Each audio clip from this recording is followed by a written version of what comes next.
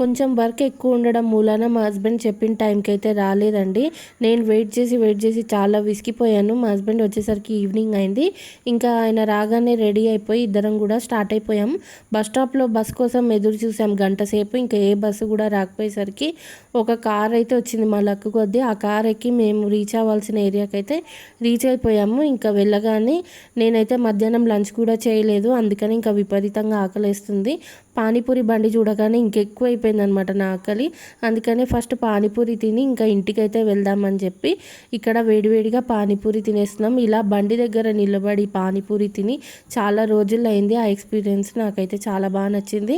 ఇంకా పానీపూరి బండి ఆపోజిట్లోనే వేడివేడిగా జిలేబీ వేస్తున్నారు ఫ్రెష్గా అని చెప్పి ఆ జిలేబీ కూడా తినేసాను.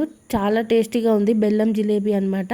అలా తినేసిన తర్వాత అమ్మ కోసం కూడా పానీపూరి ఇంకా కట్లెట్ 2 ప్యాక్ చేయించుకుని తీసుకెళ్ళాను. వీడియో నచ్చితే లైక్ చేయండి, కొత్తగా ఛానల్ని చూస్తుంటే సబ్స్క్రైబ్ చేసుకోండి. Bye bye.